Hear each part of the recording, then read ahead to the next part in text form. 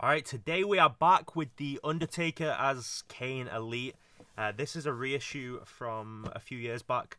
But yeah, great figure. I do have the original one. I actually have the original one here to compare to. So let's bring in the original one. Let's put him back there for now. We'll be taking a look at him in a minute with the comparisons. I don't have the accessories on hand with him, but we'll just compare the figure itself. This one did have single jointed arms, because this was when they were doing obviously the single jointed arms, but this one will have double jointed arms. Obviously, they have been doing that for the past few years. But yeah, let's get straight on into it. So yeah, before we get him out of the packaging, let's just take a look. So you do get the mask that goes over the head with this figure, and you do get the interchangeable head itself. So yeah, this one goes over the head. This one is an actual interchangeable head itself. So it's kind of like a 2-in-1. You get Kane and you get the Undertaker as Kane as well. Would you guys consider this an Undertaker figure, or would you guys consider this a Kane figure? Like I said, it's like a 2-in-1. It's kind of both, but which one is it? Like, if you was to put this on a shelf, would this go on an Undertaker shelf, or would this go on a Kane shelf? Personally, I know it's meant to be the Undertaker, but he's in Kane's gear and everything like that, so I'd personally consider it more of a Kane figure. Alright, so here he is out of his packaging. It does look good. The only thing is, I don't know how different this is to the original. It looks the exact yeah, that's the exact same figure. Actually, the original head scan actually looks better. I don't know if you can see that. This one has a slightly more cartoony look to it. Yeah, the beard is darker on this one. The beard is darker on this one. The paint is a little bit darker as well. This one it looks like more plasticky, if that makes it. Just looks more. This one looks more realistic. So this is actually a downgrade.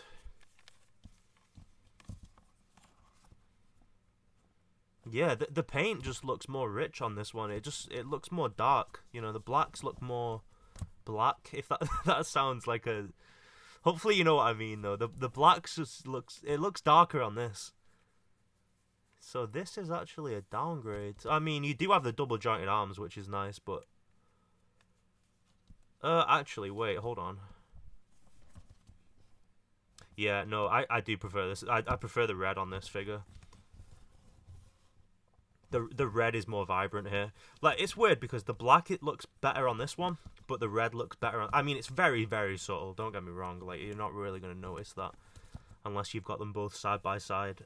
Very, very subtle, but the red is slightly more vibrant here. And to be honest, I'm not even sure how well that looks on camera, but in person you can definitely tell this one's more vibrant.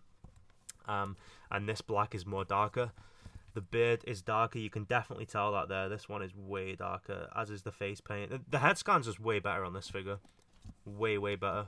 It's a shame I don't have the masks on hand right now to compare to, just to see if there's any differences with these. But there's the masks that come with it. This one, just like I said, it goes over the head, so it just completely covers it and makes for a great Kane figure. Really, really great Kane figure.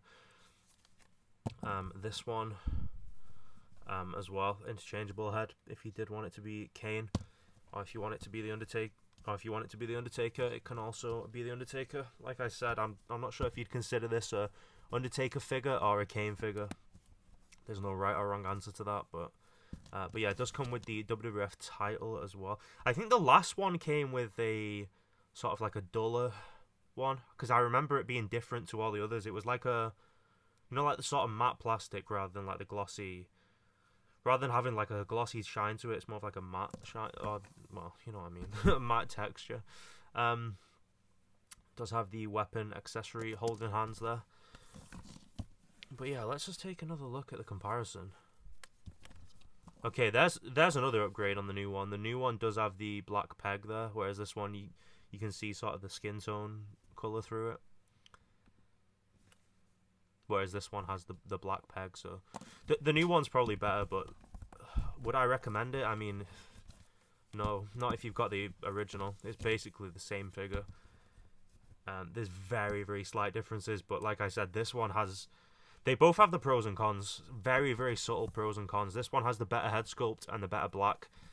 This one has the double jointed arms, more vibrant red, and the black on the peg. So, very, very subtle differences. I wouldn't recommend getting this if you've already got the original, unless you're a huge Kane or Undertaker fan, which I am. I do enjoy collecting the Kane figures. I actually have every single Kane Elite they've ever made. And in fact, more of Kane coming soon, actually. We will be doing another Kane unboxing next. But yeah. What do you guys think? Which one's the better figure? Spider-Man meme.